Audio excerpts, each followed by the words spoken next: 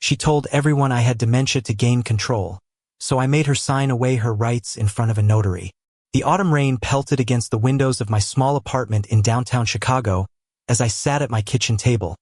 staring at the stack of legal documents that would forever change my relationship with my daughter-in-law Patricia. At 71 years old, after serving 38 years with the Chicago Police Department, I thought I had seen every type of manipulation and deception possible, but nothing had prepared me for the systematic campaign Patricia had been waging against me for the past 18 months since my son Michael's sudden death from a heart attack at 45. The fluorescent light above cast harsh shadows across the papers spread before me, each document representing a piece of evidence I had carefully collected to prove that Patricia's claims about my supposed cognitive decline were nothing more than calculated lies designed to gain control over my finances, property, and the substantial life insurance payout that Michael had left behind when he died unexpectedly while jogging in Lincoln Park on that terrible morning in March. If this story resonates with you, please comment below and let us know where you're watching from. Give this video a like, and subscribe to our channel because we truly help families who are going through these incredibly difficult situations involving elder abuse and financial manipulation. Your support enables us to continue sharing these stories and providing resources for people facing similar challenges. Patricia Morrison, a sharp-tongued real estate agent who had married my son 7 years earlier, had initially seemed like the perfect partner for Michael with her ambitious nature and professional success. But after his death, she had transformed into someone I barely recognized, using grief as a weapon and my age as ammunition in her relentless pursuit of complete control over everything Michael had worked so hard to build during his career as a successful electrical contractor. The trouble had started innocuously enough during the weeks immediately following Michael's funeral, when Patricia began making subtle comments about my forgetfulness and confusion during conversations with family members, neighbors, and even Michael's business associates who came to offer their condolences and support during those dark early days of mourning when everyone was still processing the shock of losing someone so young and vital. At first, I attributed these comments to Patricia's own grief and stress, thinking that perhaps she was projecting her own feelings of being overwhelmed and disoriented onto me because it was easier than facing the reality that she would now have to navigate life as a single mother to 8-year-old Emma, while managing the complex financial and legal responsibilities that came with inheriting Michael's construction business and substantial assets. However, as the weeks turned into months, Patricia's comments about my mental state became more frequent and specific, evolving from casual observations about normal age-related memory lapses into detailed accounts of supposed incidents where I had allegedly become confused about dates, forgotten important conversations, or displayed what she described as concerning changes in judgment and reasoning ability that she claimed to have witnessed during our interactions. These fabricated stories began to spread throughout our extended family and social circle like wildfire,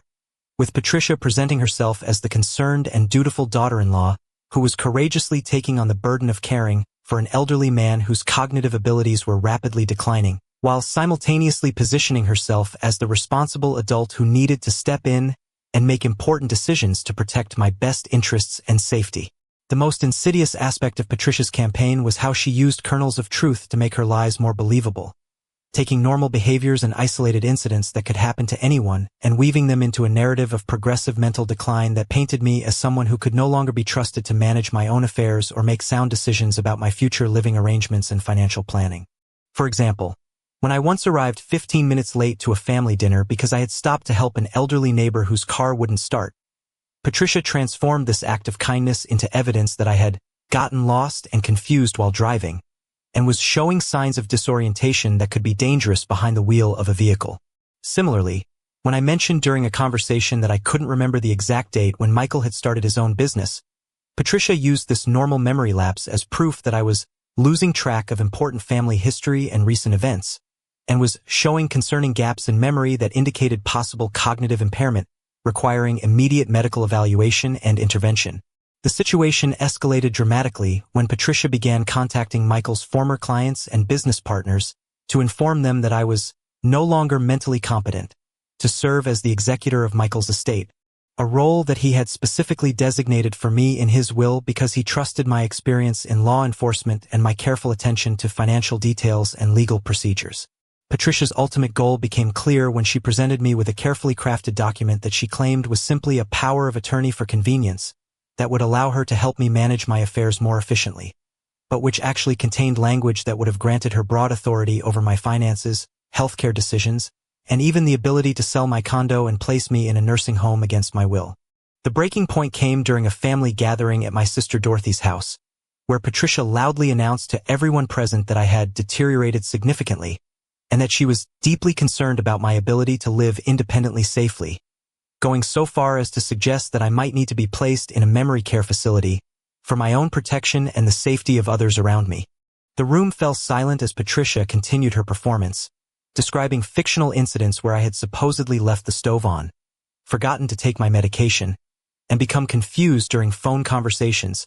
painting a picture of someone who was rapidly losing the ability to function independently and needed immediate intervention from family members who cared about his well-being. What Patricia didn't know was that I had been documenting her behavior and collecting evidence of her false claims for months, using the investigative skills I had developed during nearly 4 decades in law enforcement to build an airtight case that would expose her lies and protect me from her manipulation and financial exploitation attempts. I had installed a small digital recorder in my apartment that captured our conversations, revealing Patricia's calculated attempts to confuse me and create situations that she could later describe as evidence of cognitive decline,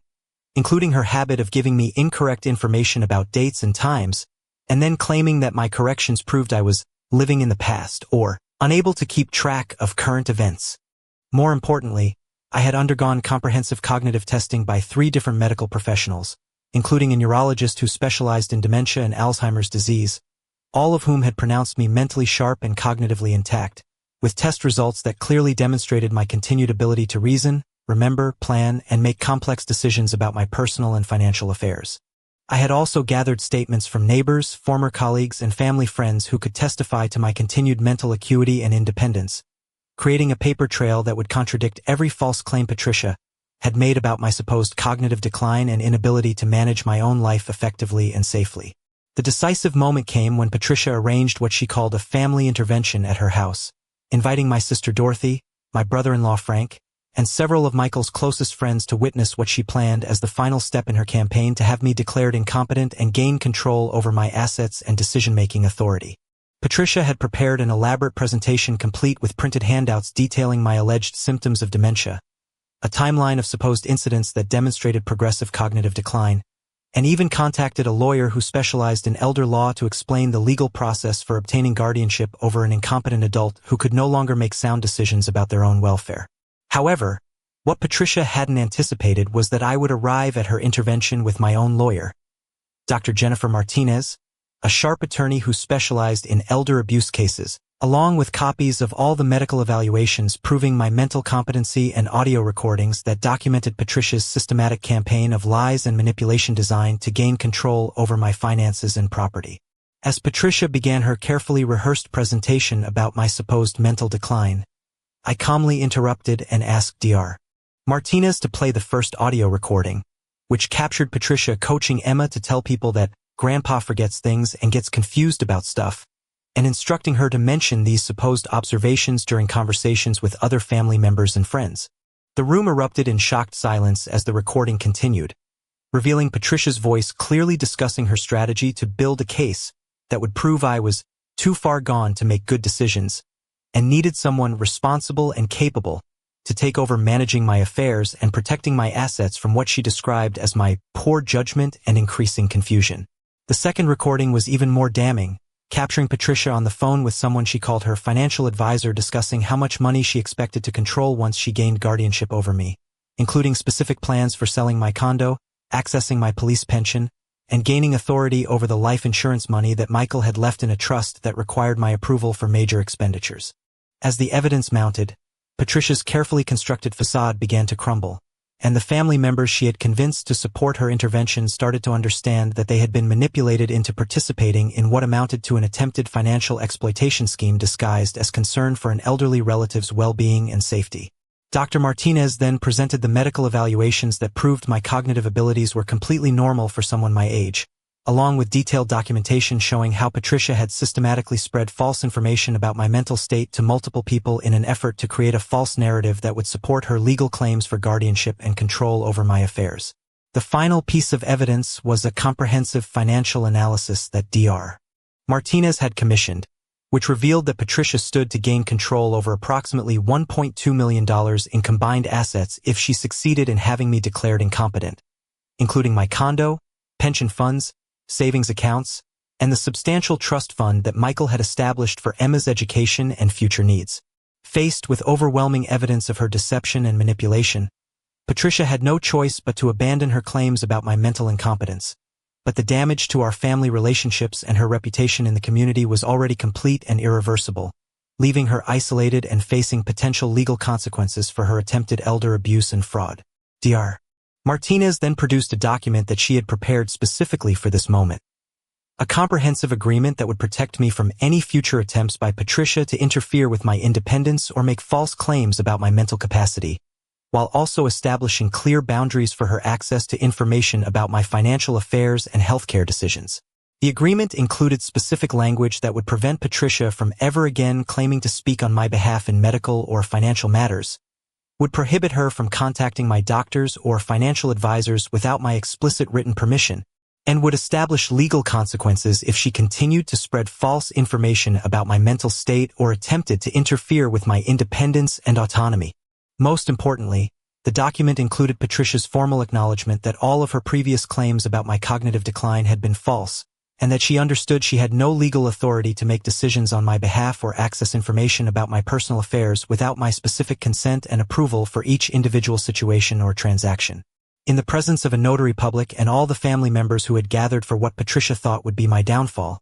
she was forced to sign the agreement acknowledging her lies and relinquishing any claims to authority over my life and affairs, effectively ending her campaign of manipulation and protecting my independence and dignity for the future. The immediate aftermath of this confrontation was difficult for everyone involved, particularly for young Emma, who had been caught in the middle of her mother's scheme without understanding the adult complexities and motivations behind Patricia's behavior toward her grandfather, who had always been loving and supportive toward his only grandchild. Patricia's relationship with the extended family never recovered from the revelation of her deception and manipulation, and she eventually moved to another state with Emma, cutting off most contact with Michael's side of the family and depriving her daughter of the relationships with aunts, uncles, and cousins who had been an important part of her life before her mother's greed destroyed those connections. For me, the experience was both vindicating and deeply saddening, as it confirmed my suspicions about Patricia's true character, while also representing the final loss of the family unit that Michael had worked so hard to build and maintain during his too brief life with Patricia and Emma. However, the legal protections that Dr. Martinez had helped me establish proved invaluable in the months and years that followed, as they prevented Patricia from making any future attempts to interfere with my independence or spread false information about my mental capacity to new people we encountered in our respective social and professional circles. The documented evidence of Patricia's lies also served as a warning to other family members about the importance of verifying claims about elderly relatives' mental capacity, rather than simply accepting secondhand reports from people who might have ulterior motives for portraying older adults as incompetent or incapable of managing their own affairs. 3 years later, I remained completely independent in my own home, managing my finances responsibly, maintaining active relationships with friends and extended family, and enjoying a fulfilling retirement that includes volunteer work with organizations that help elderly people protect themselves from financial exploitation and family manipulation schemes similar to what Patricia had attempted against me. The irony of Patricia's failed scheme is that her lies and manipulation ultimately resulted in her losing access to the very resources she had hoped to control, as the legal protections I established included provisions that would prevent her from accessing Emma's trust fund for anything beyond basic necessities and education expenses, with all major decisions requiring approval from an independent trustee. Emma, now 11 years old, has been able to maintain some contact with me through supervised visits arranged by family court, giving me opportunities to share stories about her father and maintain the grandfather-granddaughter relationship that Patricia had tried to destroy through her campaign of lies and manipulation designed to isolate me from the people who mattered most in my life. Dr. Martinez has used our case as an example in her practice and educational presentations about elder abuse, helping other attorneys and family members recognize the warning signs of financial exploitation schemes that use false claims about cognitive decline to justify taking control over elderly people's lives and assets without their genuine consent or need for assistance. The legal documents that Patricia was forced to sign in front of the notary have also served as a template for other families dealing with similar situations, providing a framework for protecting elderly family members from manipulation while preserving their independence and dignity during their retirement years when they should be able to enjoy the fruits of their lifetime of hard work and responsible planning. My experience with Patricia's attempted exploitation has reinforced my belief in the importance of maintaining detailed documentation, seeking professional legal advice when family relationships become complicated by financial considerations, and never allowing other people's claims about our mental capacity to go unchallenged if those claims seem motivated by personal gain rather than genuine concern for our well-being. The broader lesson from this difficult chapter in my life is that elderly people must remain vigilant about protecting their independence and autonomy from family members or others who might view their age as an opportunity for manipulation and control, while also maintaining the social connections and professional relationships that can provide support and advocacy when challenges arise. Today, I continue to live independently and maintain my mental sharpness through reading, social activities, volunteer work, and staying engaged with current events and community affairs, proving every day that Patricia's lies about my cognitive abilities were nothing more than a calculated attempt to gain control over resources that belonged to me and to Michael's memory rather than to her personal ambitions and financial goals. The notarized document that ended Patricia's campaign of lies remains in my safe deposit box as a reminder of the importance of standing up for truth and protecting oneself from manipulation, while also serving as legal protection against any future attempts by Patricia or others to question my mental capacity or interfere with my continued independence and autonomy during my golden years. If this story has resonated with you and brought back memories of similar challenges in your own family, we want you to know that you're not alone in dealing with these difficult situations. Please take a moment to share your thoughts in the comments below and let us know where you're watching from, because hearing from people around the world helps create a supportive community for those facing family conflicts and elder abuse situations. Your engagement with this content, whether through comments, likes, or subscriptions,